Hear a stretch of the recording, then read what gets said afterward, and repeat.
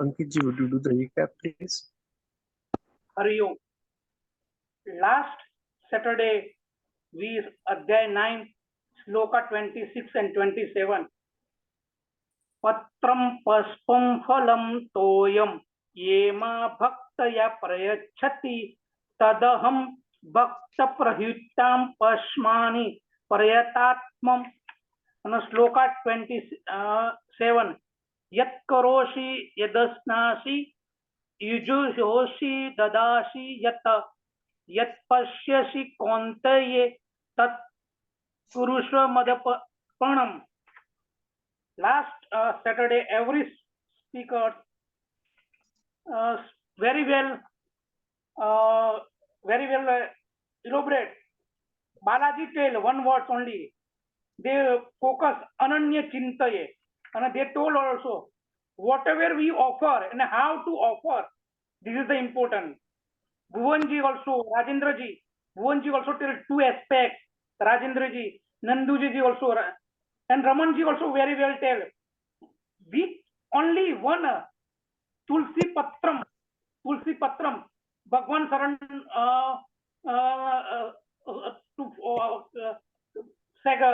surrender to us. And one also Sanjay ji told only क्या मेरा लागे तेरा तुझको अर्पण.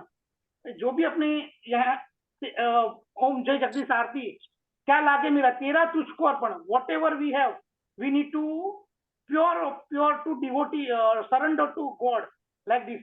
And one devotee told me, one person told me, Gita, we read every time Srimad Bhagavad Gita. I only want Gita. What is the reverse of the Gita? Tyagi. Whatever we have to tyag, surrender. This is the important. Hari Om. Hari Om. We move forward. Balaji, please. Hari Om. Shri Gurubhyo Namaha. Sadgurunath Maharaj ki Jai. Today, continuing, we will be taking up the shlokas 28 and 29 of chapter 9. So, what would be the effect of such a manner of living life in the pure spirit of dedicated offering? Listen. Shubha Shubha Phalair Evam Mokshasye Karma Bandhanaha Sanyasa Yoga Yuktatma Vimukto Mam Upaisyasi.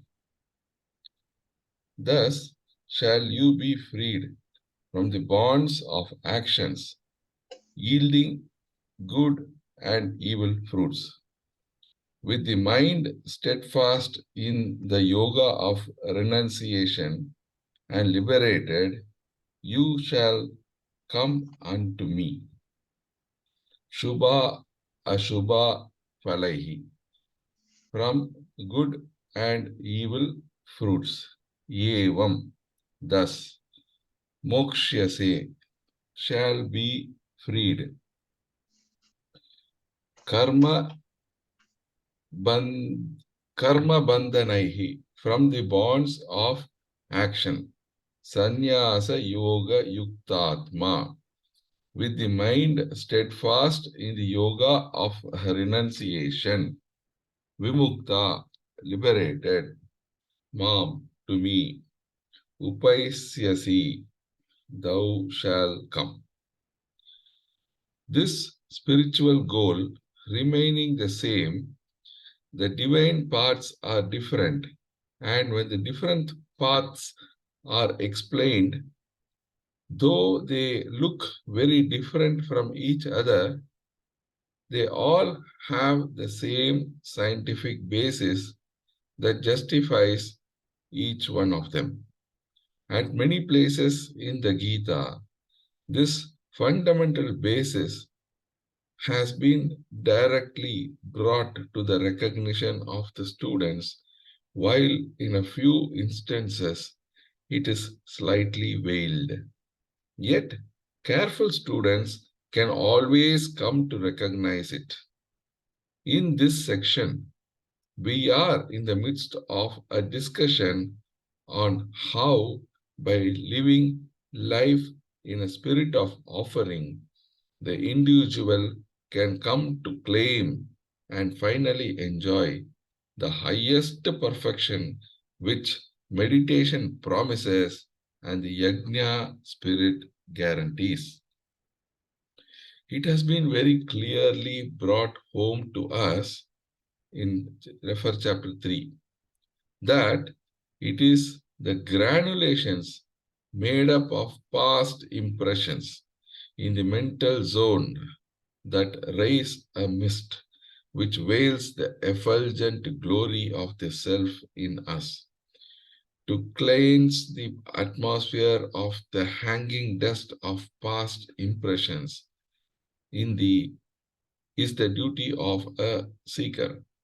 The purgation of the vasanas can be successfully undertaken only when the mind is allowed to act and serve freely in any given field of work without ego and egocentric desires. Refer General Instructions. It is part of chapter 1 book. Any method by which we can continue to float on the stream of life without bringing into play our egocentric arrogations would be a method of cleansing the impressions of the past actions. This conducive mental climate can be gained if we sincerely pursue the technique described above, wherein it is advised that we should strive to live the whole life as a constant love offering unto the Lord. When actions are undertaken without ego, the reactions of those actions, vasanas, whether good or bad, cannot reach us, since he who is to suffer or enjoy the reactions would be out of station from the given bosom. The ego acts, and it is the ego that receives the reactions. Hence, Bhagavan says, "You shall be free from the bondages of actions, good or evil." Since the reactions, vasanas, arising from fresh actions, do not add their impressions on to the mind, and since the existing impressions, vasanas, get wiped out during the mind's activities in the world outside, slowly and steadily, the mind gets almost a total purgation of all its existing vasanas. In short, the mind becomes more and more purified. The term being used in its scriptural sense. Less vasanas, less agitations, and a mind with least thought agitations in it is called a purified mind. It has more single-pointed steadiness in meditation. So that is the explanation given for pure mind. The term being is a purified mind has more concentration and single-pointedness. The next stage of evolution is that such a purified mind, discovering in itself more and more discrimination, learns to live a life of sannyasa and yoga. Both these terms are to be understood in the Gita way. Earlier, these terms have been very elaborately discussed. Sannyasa or renunciation is not the physical rejection of the world, but in the language of Gita, Sannyasa is the renunciation of A, all egocentric activities, and B, all anxieties and cravings for the fruits of actions. These two effects would be natural in one who is striving diligently in the world as an expression of his love for the Lord, only to dedicate in the end all the results unto the Lord as his humble, simple offering. To the one who has come to live the Gita Sannyasa and has developed by discrimination a mind full to the brim with purity, yoga is natural, especially so because all through the hours of his activity, he is constantly remembering the self infinite. Naturally, such a seeker discovers that his earlier identification with the false and the consequent sense of limitations and pains of mortality fall off from him, and he discovers to himself his divine nature. By practice and renunciation, you shall find release and come to me. The steady logic of thought that can be detected running all through the Gita by every careful student gives it the dignity and status of a textbook of science in the world's scriptural literature. Nowhere in the Gita does one find a slipshod expression which grates against its rhythmic flow of thought. At certain moments, the obvious meaning of some stanzas may give us a jerk, but such stanzas we feel are deliberately kept there to make the student think for himself more and more sincerely and discover the harmony and rhythm of thought that are so beautifully veiled by such stanzas. Moving on to 29th shloka. The seeker is promised that he will go to the Supreme. What then is the nature of the self? Samoham sarva bhuteshu na me dveshosti na priyaha.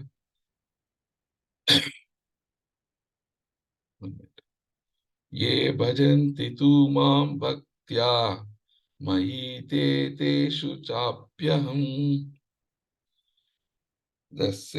The same am I to all beings. To me there is none hateful nor dear. But those who worship me with devotion are in me, and I am also in them. Sama, the same. Aham, I. Sarva bhuteshu, in all beings. Na, not me, to me. Dveshya, hateful. Asti, is. Na, not. Priya, dear. Ye, who. Bhajanti, worships. Tu, but. Me, me. Bhaktya, with devotion. Mai, in me. Te, they. Teshu, in them. Cha, and api, also. Aham. Again, I will read. The same am I to all beings. To me, there is none hateful nor dear, But those who worship me with devotion are in me, and I am also in them. As in all ordinary religions, there is in Gita no make-believe God principle for the mental consolation of the devotees. The Gita caters neither to the weakness in man nor to the glories of the perfection.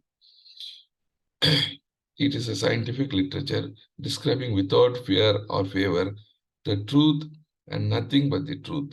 The stanza under review is a brilliant example of this characteristic feature of Gita. The self is one in all the beings. The same conscious principle illumines the emotions and thoughts in all bosoms of all living creatures. I am in all beings. The same sun illumines all objects of the world, and its rays get reflected on all surfaces, whether the dull, rough surface of a rock or the bright, polished facet of the jewel. To me, there is none hateful nor dear. If the same self revels in Krishna and Buddha, Shankara and Christ, in a lunatic and in a murderer, in the good and in the bad, why is it that some are able to recognize the divine status of the self and the others live like worms? In the emotional literature expounding the Bhakti cult, there is always the sentimental explanation that it is because under the Lord's direct grace, some come to manifest a greater amount of divinity. This theory may be satisfactory for the few who do not bring their reasoning capacity in the field of religious discussion. But to the intelligent one, this explanation should appear absurd, inasmuch as the Supreme would have to be considered as exhibiting partiality to some in the world. To negate this imperfection explanation and to express the purely scientific theory, Krishna declares here that the self is the same everywhere, always, and that to the self there is no distinction between the good and the bad.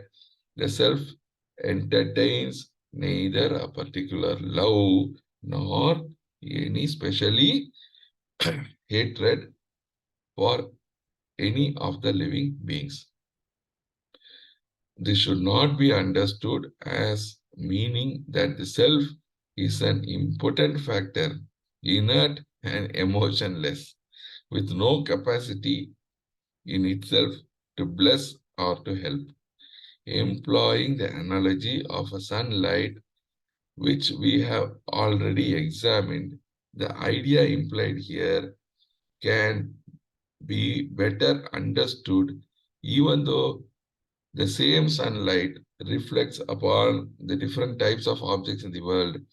It is true that the quality and nature of the reflecting surface will determine the clarity and intensity of the light reflected.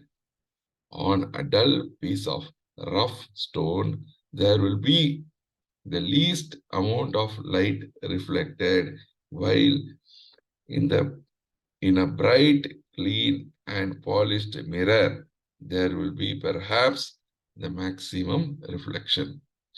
Because of this difference, sunlight cannot be accused of having special love for the mirror or a disgust for the rough stone. Applying the analogy to the subjective life, it becomes clear that if the spiritual strength and beauty get reflected more from the golden hearts of the rare few and not at all from the iron hearts of many, it is not because of the self entertains in itself any preference for or any prejudice against anyone, but it is only a natural phenomenon happening in perfect obedience to the law of the universe. Though in the first line, there is a total negation of any relationship whatsoever between the self and the non-self.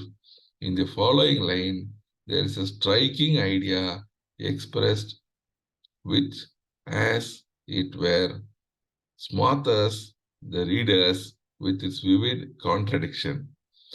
But those who worship me with devotion are in me, and I too am in them. Even though the self has neither any favor nor any prejudice against the non-self, to the extent the non-self worship me with devotion, they are in me and I too am in them. We can say that the ghost is in the post and the post is the ghost, meaning thereby the non-dual nature of the essence and superimposition on it. Those who worship the self with devotion come to rediscover that the worshippers themselves are none other than the self that is worshipped by them. Even while recognizing the ghost, the deluded one is looking at the post only. For the post is the permanent reality upon which the projection of the non-real ghost has been made by the deluded observer. Those who worship me with devotion. This phrase can be initially understood as a mere ritualistic injunction, and it calls for a closer and deeper study to realize its spiritual implications. Worship is a technique by which, in essence, the entire thought forces in the worshipper are mobilized. Entire thought forces in the worshipper are mobilized and turned to flow towards a diviner point of contemplation, ever seeking a total identity with the truth so meditated upon. When this is done in a spirit of devotion or love, the worshipper comes to realize his total oneness with his object of worship, love. We have already explained how love is nothing but lover's own identity with the beloved one.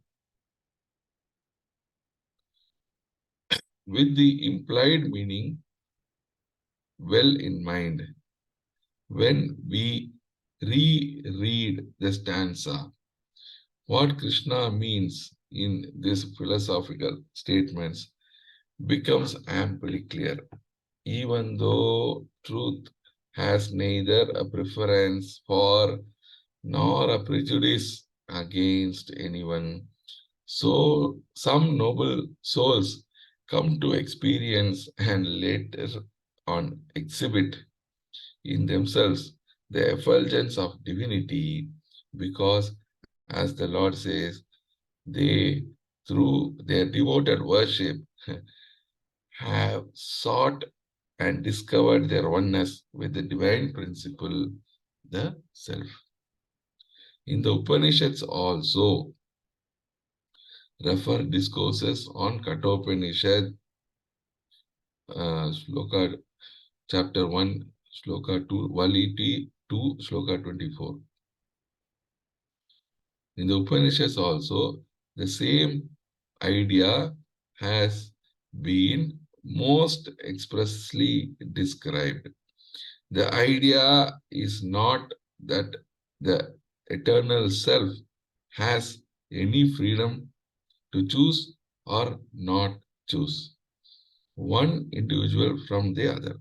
It is the individuals themselves who create such conditions in themselves wherein they can come to rediscover the self. Teachers of Vedanta explain this idea by the striking example of the sweet-scented lonely flower on the roadside. This flower is equally available for recognition and enjoyment for everybody passing the spot. Many pedestrians walk along and pass by, not recognizing either the fragrance pervading the atmosphere or the vision of the beauty in the flower, but a rare few among passers-by approaching the spot become conscious of the fragrance, turn around to investigate its source, and come to be blessed by its beauty, fragrance, and the grace of solitary flower nodding in its thorny bush. Now, to the extent such individuals can be considered as blessed by the flower, to that extent, the realized souls can be considered as one who has been blessed by the self, the eternal. In fact, he among the passers-by who had his mind preoccupied with his problems could not come to enjoy the grace of the flower, while the individual whose mind was free from the preoccupations and alert to all available experiences came to live the fragrance as though through some special grace of the flower. A mind which is preoccupied with its own egocentric attachments, with the non-self, cannot come to live the bliss of perfection, while the same mind, when it has detached itself from its extrovert preoccupations, becomes a ready instrument to seek and to discover its true identity with the self. The condition of the mind declares whether the individual is confused or clear, bound or redeemed. A mind that is turned outward, rushing out and panting to gain its satisfactions in the world of objects, gets bound to the finite and comes to groan with pain and disappointment, while the same mind, when turned inward, away from the objects, seeking the self, comes to rediscover its own identity with the spiritual center. In winter, inside a room, one suffers from cold, while outside there is plenty of sunshine. He who walks out of the room into the sunshine comes to be blessed by the warmth of the sun, while they who bury themselves in their rooms suffer the discomforts of the cold. The sun has neither preference for those who are basking under its rays, nor has it any prejudice against those who do not come out under its shine and warmth. In the language of this stanza, we may call those who have walked out to the sunny courtyard as blessed by the sun, while those who stay indoors as not blessed by that luminous energizer in the sky. Never does the Gita at any point encourage man's surrender to circumstances or to his own debilities and incompetencies. As a scripture of activity and optimistic endeavor, the Gita unmistakably emphasizes the ultimate supremacy of man over his weakness and even over his circumstances. Sadguru Nath Maharaj ki jai. What a beautiful commentary, isn't it? So these two stanzas are beautiful stanzas and very clearly establishing the nature of the self, and also the very first opening quote of Gurudev in that day-to-day calendar. Man can change his destiny not by wishing for it, but by working for it.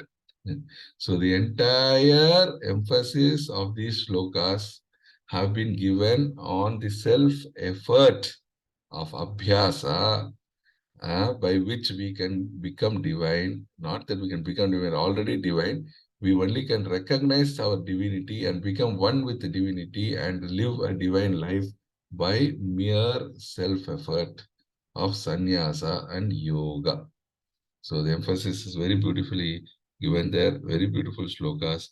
And we started by, in the last phrase of the 27th verse, if you observe very clearly, what does that say in the 27th verse?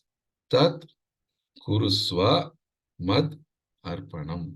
So whatever we are doing, tat kurusva mad arpanam, whatever we are doing, karya, through the personalities, our various personalities of intellect, mind, and body, any action that is initiated, any thought that is initiated, any idea that is initiated, any emotion that is initiated through the desires, if it is divinized, if it is as an arpanam to the Lord, then what happens? That is where the discussion starts here.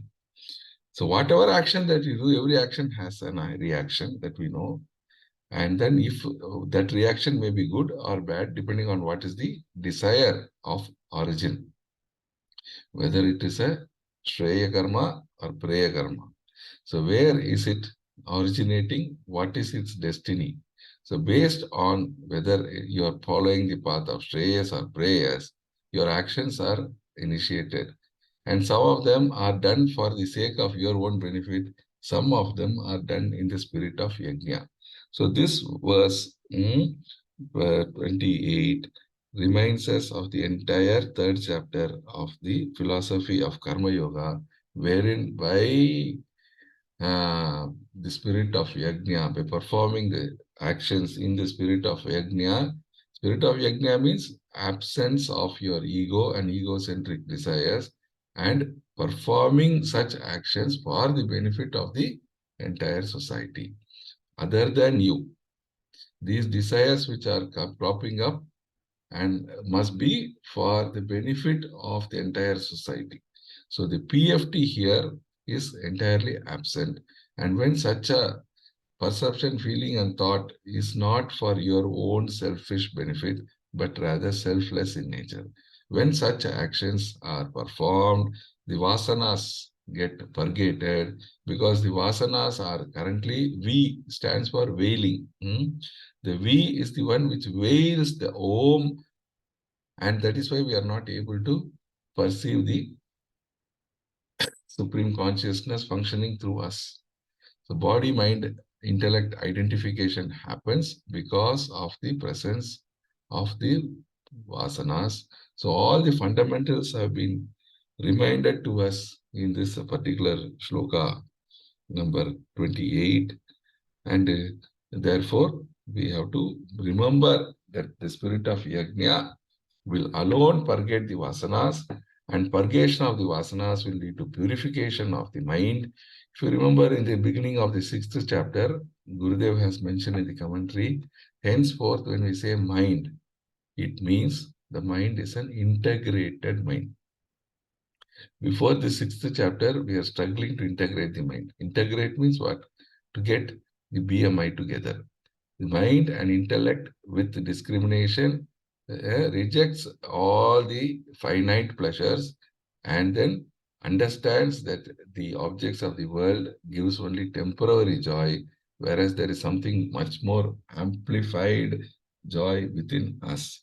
And then through this understanding, the mind and intellect function together, and the intellect gives the strength to the mind to become single pointed in our Ananya Chintanam, can progress, can happen, and such mind is called a purified mind. And after sixth chapter, wherever mind is used, Gurudev reminds us that it is a integrated mind, no more disintegrated. Disintegration happens because of the ego and egocentric desires. Egocentric, we've already seen that the ego is having these two aspects of doership and enjoyership or suffering. So the doership in us and the enjoyership in us must not be the motive for the actions that are initiated. So such actions are called yajna bhava, yajna. So when we function through the yajna, the pure mind becomes capable of meditating on the divinity in us. And also, Gurudev has summarized beautifully the antarmukhi. From being a outward mind, you then turn this integrated mind inside, internal, subjective, and through practice and meditation, slowly realize and become one with him. So very beautiful. 28th shloka, again, very first and second pada itself are quite contrasting. So that has been beautifully explained in the commentary of Gurudev with so many beautiful examples. This grace and blessings are usually misunderstood. It is nothing by, in fact, when Ramanji and others, very senior devotees, will recognize in many of Gurudev's letters, Hari Om, blessed self. When Gurudev addresses the devotees itself, it is addressed as the blessed self. The self is the one which is blessing you, and you have to, through self-effort, get blessed by yourself. You have to take that effort. It is always there. So many examples, beautiful, have been given there. So I think in conclusion, we have to turn ourselves from being a raw stone which cannot reflect the divinity to that shining mirror. The mind, intellect must become a equipment by which we can reflect that divinity which is already available and shining through us. And one interesting thought I will leave because there will not be much time.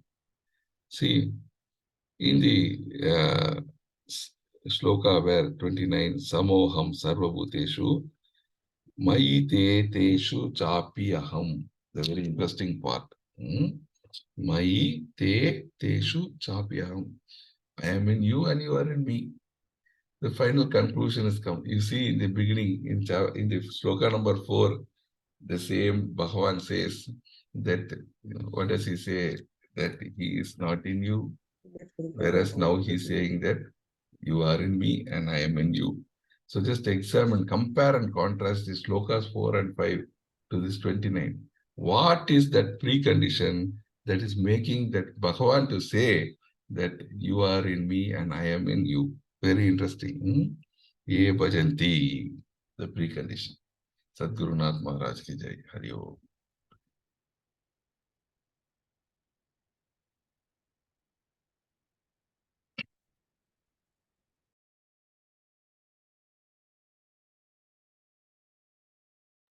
Manish ji, Hari Om. Manish ji. Hari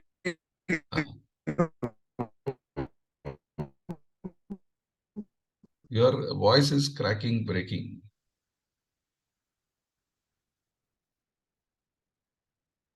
Whom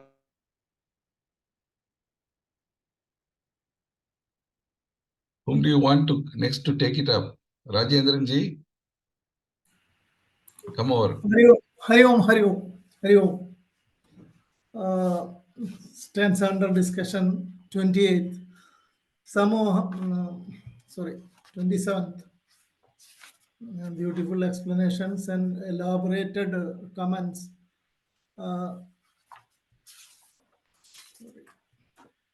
Shubha, 28th stanza. Shubha Shubha Valairevam Moksha se Karma Bandhanai. Sannyasa Yoga Yuktatma Vimukta Mam Upaishesi. So, Shubha Ashubha Balaihi Evam Moksha se Karma Bandhanaihi Sannyasa yoga yuktatma. Vimukta mam upaishesi. In our Sanskrit mam, it is Dvidiya Vibhakti. By dedicating all your works to me, you will be freed from the bondage of good and bad results. With your mind attached to me through renunciation, you will be liberated and will reach me. So, evam thus, evam thus, how it is happening, yet karoshi, we are going back. It is linking one to another. So previous stanza is very much connected to this stanza. Yat karoshi, yad ashnasi, yad juhoshi dadasi yad, yat tabasyosi kauntaya, tat kurusha madarpanam. Then only this happens. Subha, Subha, Balairevam, Mokshase, Karma Bandhanai, Sannyasa Yoga Yuktatma, Vimukte, Vimukto, Mahishesi. So there is a beautiful linkage, and the commentary is so elaborate and so beautiful. To cleanse, there are certain points only I will highlight. To cleanse the atmosphere of the hanging dust of the past impressions is the duty of the seeker. So we have to put some efforts. So Angit ji was mentioning about Tyaga. Of course, Tyaga is the whole thing. न कर्मणा न प्रजया धनेन च त्यागेन एव अमृतत्वम अश्नुते न कर्मणा, not because of any work and its fruits, na prajaya, not because of our children, dhanena, not because of our wealth. We are attaining this moksha, we are attaining this amritatva because of solely tyaga.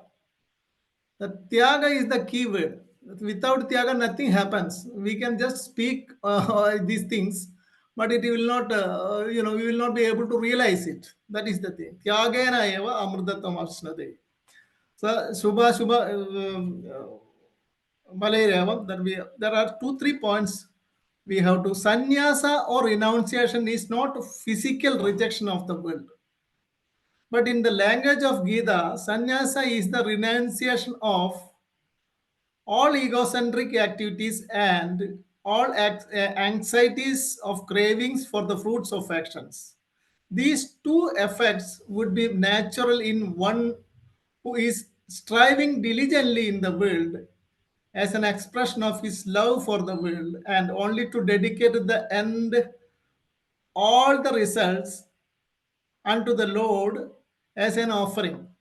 So this is the way it happens. Now, after what happens, going to an escalated position, samoham, then what happens? Actually, what is the way the Lord is considering us? So samoham sarva bhudeshu, without any discrimination. Actually, samoham sarva bhudeshu na me dveshi asti na priyaha. Ye bhajanti tu mam bhaktya. That keyword is bhaktya. Without devotion, nothing happens. Bhaktya. Mai te teshu chap abhi aham. Samoham sarva bhudeshu. Bhudeshu, again, when we go to the Sanskrit language, grammar and all, Bhudeshu is Saptami.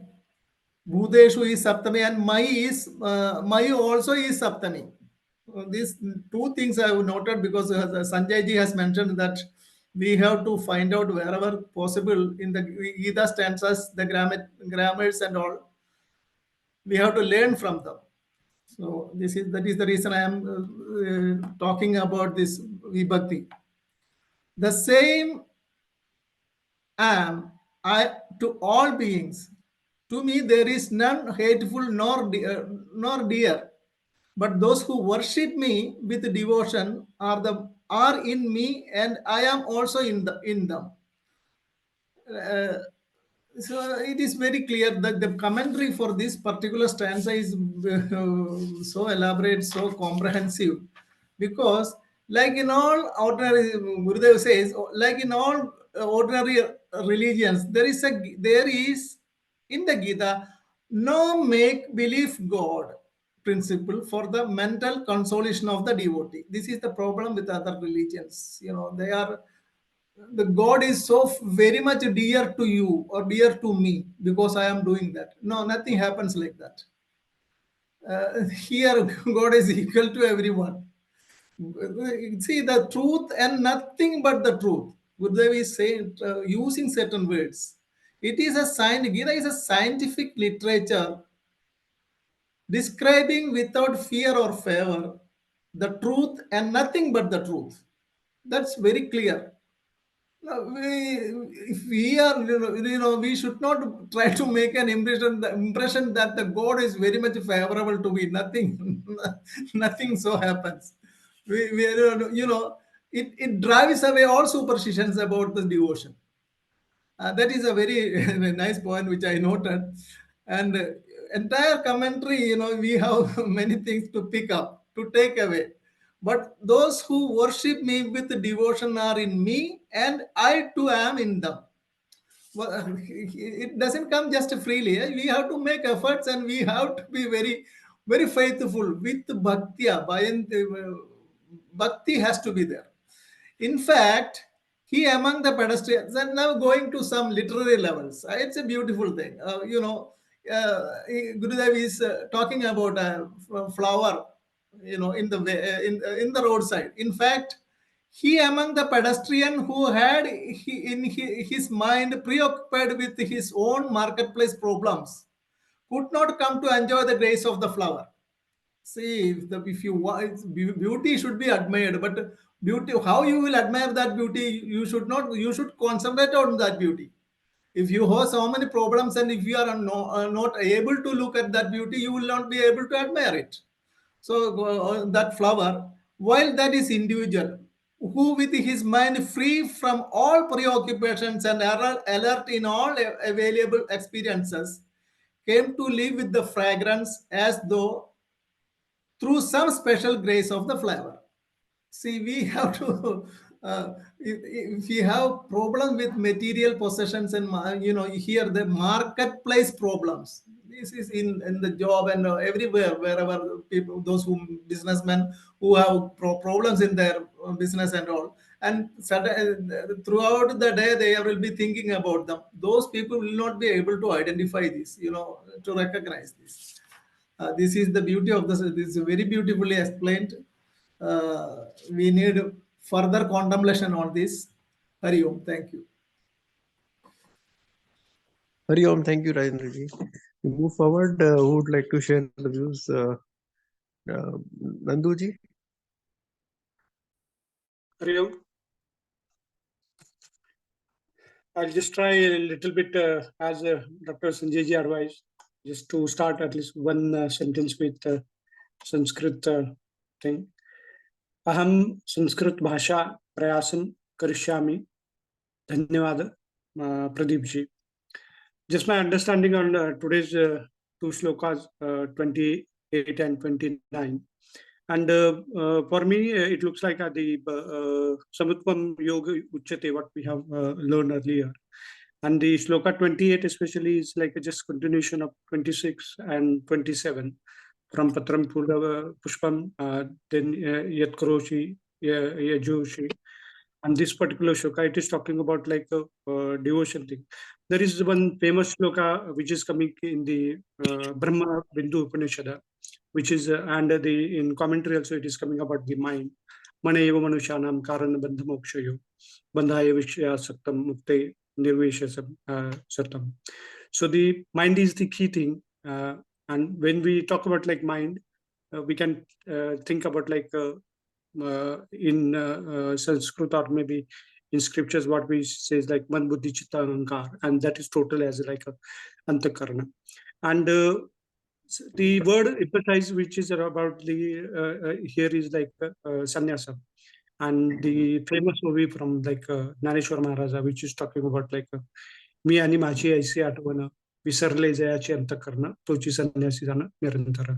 So no need to go to like Himalayas or anything, but just forget about like me and mine, and that itself will make you like a sannyasi. So not necessary. And in commentary also there is like several places like it is emphasized written to the like Lord.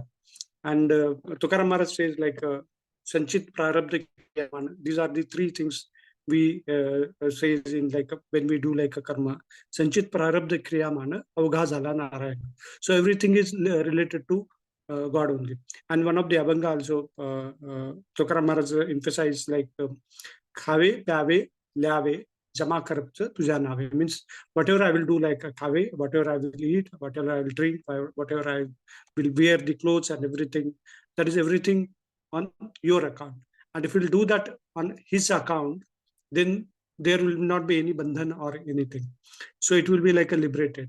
But like our things are like egocentric desire. That is, I think, Gurudev's like famous word.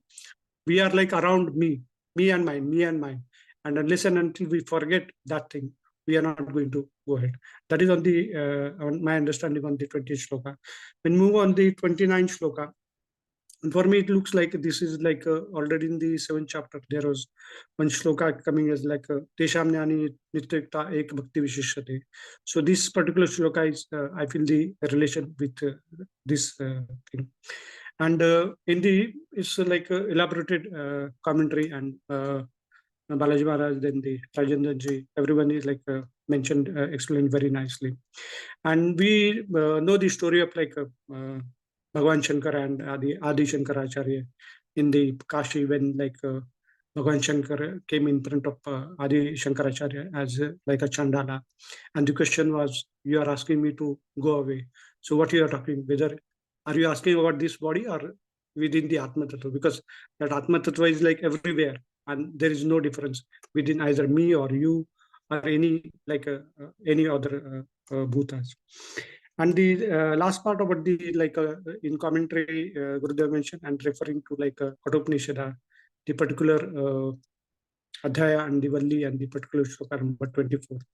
Before the 24, there is a 23rd shloka, which is again like as per my understanding, is like a little bit famous shloka, where it is talking about Nayamatma Pramochanena Labhe na Medhaya na Bahuna Shrutena.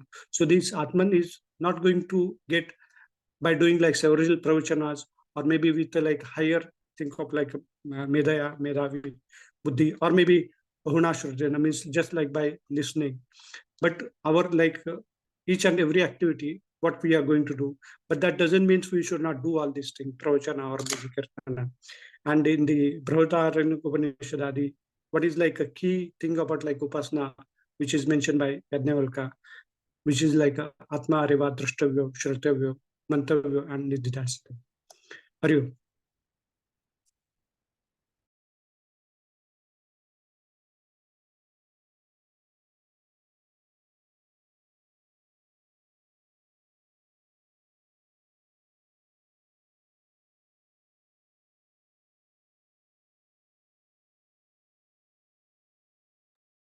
Maniji?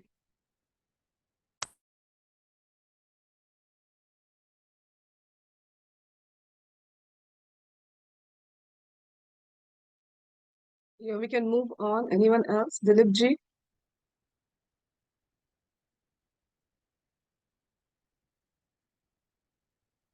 Pradeep ji, do you want to speak? Yeah, Hari Om. Hari Om. Verse 28. Shubha Shubha Phalairevam Mokshase Karma Bandhanehi Sannyasa Yoga Yuktatma Vimukto Mamu Vaishyasi. So, Evam Shubha Shubha Bhalaihi Karma Bandhanehi Mokshase. So, Evam, what is Evam? Evam is the earlier, thus. So, the one who does Tat Kurushva Madarpanam. Such a person, for him, Shubha Shubha Bhalaihi Karma Bandhanehi Mokshase. And who is that person? Sannyasa yoga yuktatma vimuktaha mam upaishyasi.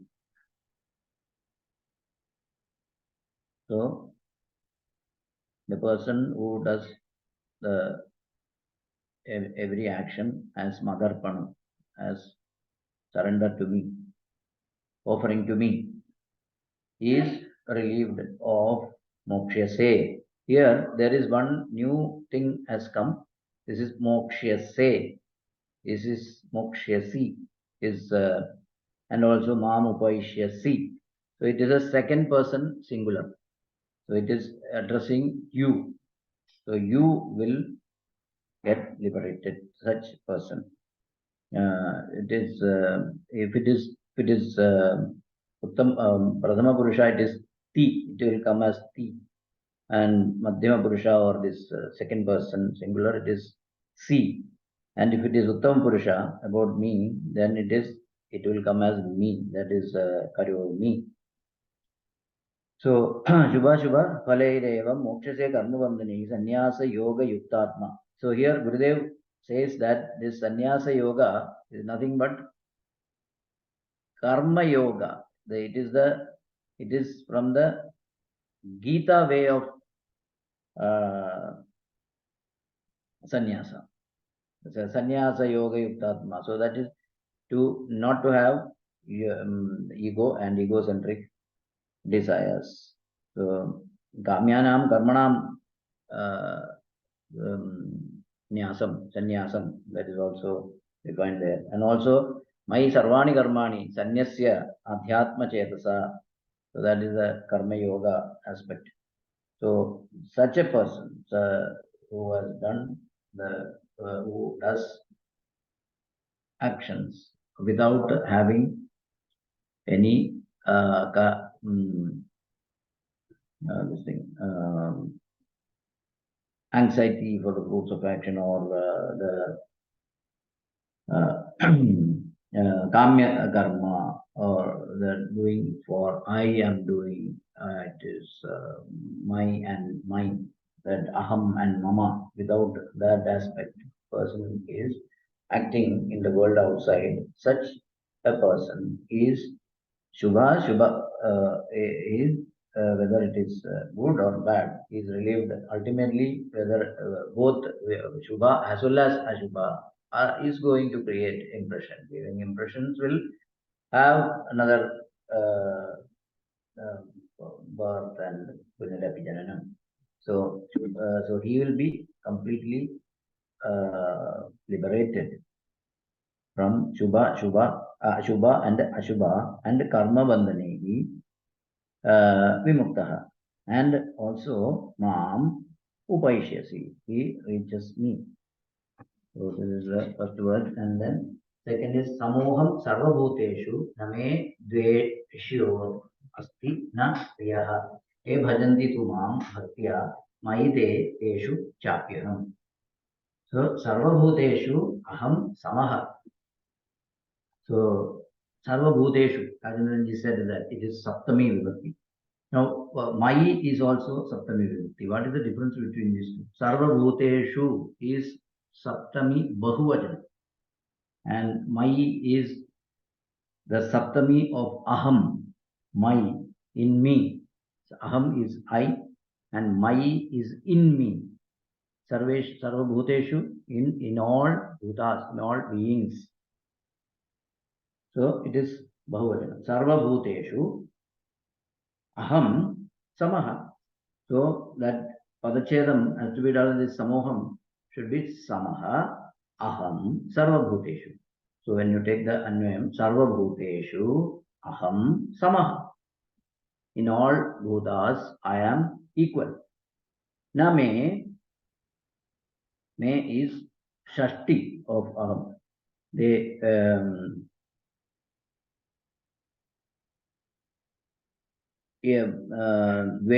Dveshyaha na asti.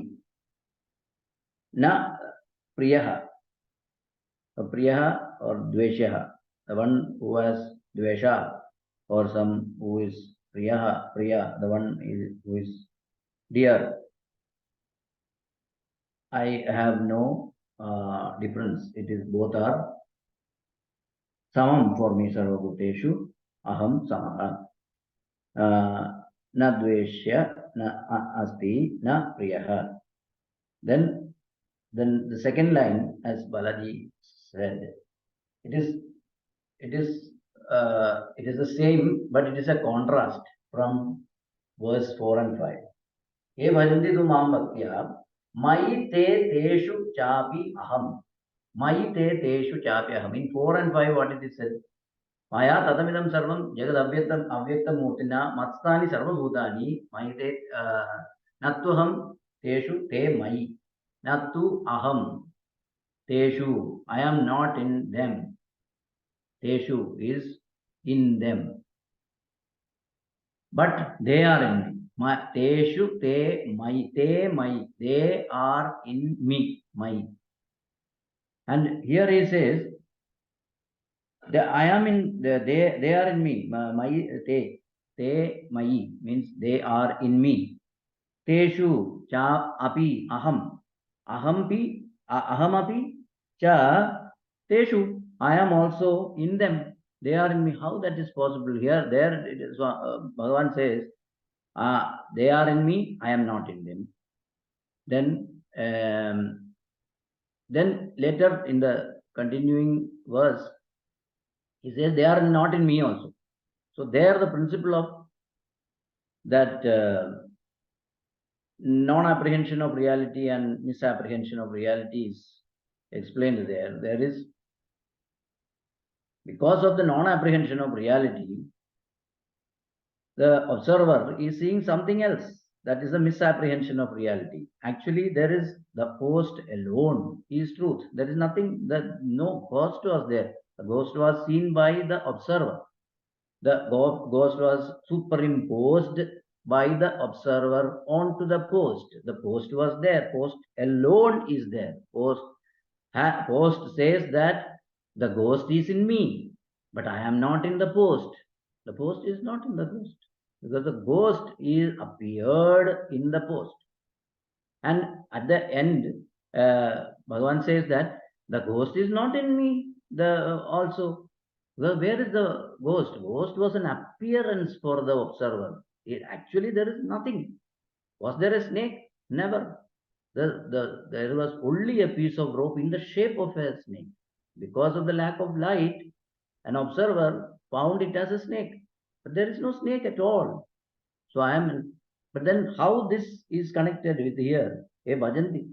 Balaji said that there is a condition. Mam bhaktya mam bhajanti. Bhaktya mam bhajanti. Such a person, yaha, the one who bhaktya mam bhajanti, to yaha tu bhaktya mam bhajanti, for such a person, he is in me and I am in him. So the point is that in the sea, the waves are nothing but ocean itself. Ocean is nothing but the sea wave itself. So that is only the one who has the pure mind, single-pointed mind, who has no preoccupations with the unnecessary or of this unwanted things. So when the preoccupations are not there, there is no I and me, mine and all that, then the mind becomes pure, and such a person can realize, can see the flower on the street with the fragrance. He has the state of mind, state of purity to observe that flower on the street. To such a person, I am fully available. Tasyaham sulabha partha, Bhagavan said. So, the availability. So, if I am available, he is available. To the extent I am available to him, to that extent he is available to you. Amoham sarva bhuteshu. The sun is there for everybody. Open the door. He is available. He will not bless anyone, if nor will he have any prejudice or partiality. He is available there. Come out of the room, then he is available equally to everyone, whether he is a thief or a pious man. So that is samaha aham sarvabhuteshu advesha nasti apriya avajanti tu mam bhaktya mahite teshu chapi aham. So the two aspects or the two angle is the analysis point of view. For the one who is a bhakta, who is completely devoted to me, who is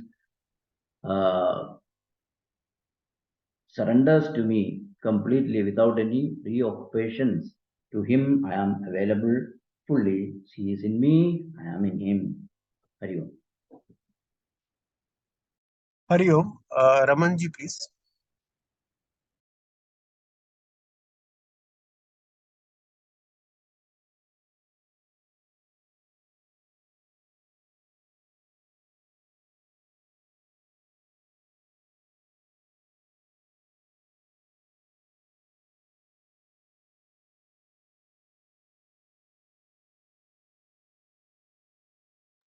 Ramanji, you are mute. Please unmute.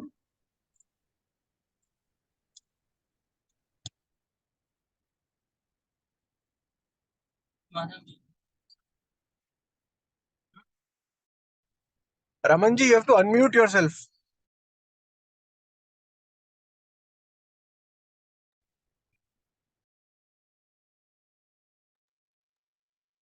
Hari Om. Hari Om. Hari Om. Yeah, please go ahead. Okay. Hari Om. What is the takeaway, central idea of these two shlokas we should consider? It starts with moksha se karma bandhanaihi, and that is the instruction, injunction for every satsangi, every sadhak, every mumukshu who try to study and understand Sanatana Dharma. Seek moksha, and it immediately follows the method how to get that. Does it ring a bell? Yes, why not? Ma karma phala hetu bhu karmanyevadhikaraste ma phaleshu kadachana ma karma phala hetur bhu. Why are we all here? Why are we all here? Because of Punarjanma. Why Punarjanma? Some karma was done with a desire to reap the fruit of that action, benefit. And it is always mixed karma. It is difficult to claim, difficult to do. What mixed karma? Shubha, Ashubha. So, whether it is Shubha or Ashubha, the moment फल की इच्छा होने पर we are sitting here and trying to look back. So the only condition is that you have come, And chapter 3, Shloka 5 says, none can remain without action. We do so many involuntary action too in maintaining the body until it falls. We have to do action. So it becomes a vicious circle. Do action, get result, come back. The condition is that whether it is Shubha or Ashubha, फल तो यही मिलेगा पृथ्वी में. The result you will get only on the earth, nowhere else. Not in the Bhurbhuva Suva Mahajana Tapa Satyam or Atala Vitala Sutala Talatala Rasatala Mahatala Patala. You will definitely go there, get rewarded or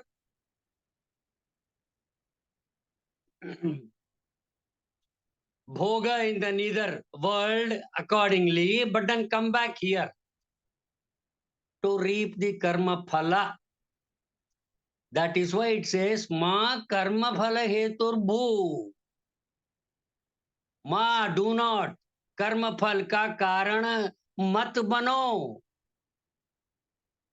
Because you'll have to come back here. It is available only here on this planet. But why should I not? I have done something and I am expecting the result. But then it also says our goal is moksha se. You have to go to Vaikuntha Dham. You have lost your way. यहाँ सटेशन में भटक रहे हो. Not knowing the destination. The destination is Parandham, Paramapad, Vaikuntha Dham. So you have to do without the expectation for the fruit of the action. So how to do it? Bhaiya, remove the person who is expecting. Remove that. You know, it was red. Make him out of station. Who is that who is expecting?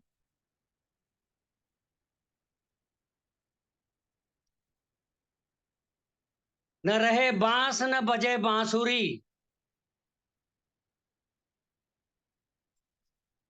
कर्ता भाव मैं कर रहा हूं. I am doing. I am doing. तो लीजिए भाई.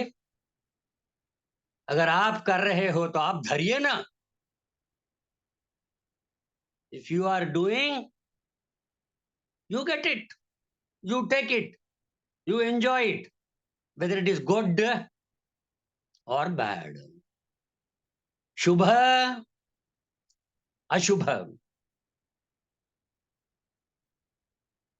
So the crux of the issue is no kartapan, that is ego. No apeksha, don't expect. If these two are there, then the 29 follows. There is no obstacle between you and the him. Him is the destination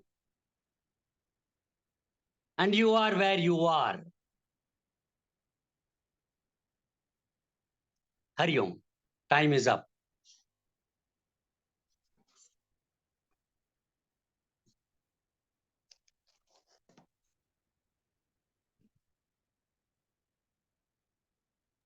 Dr. Jadhav, please.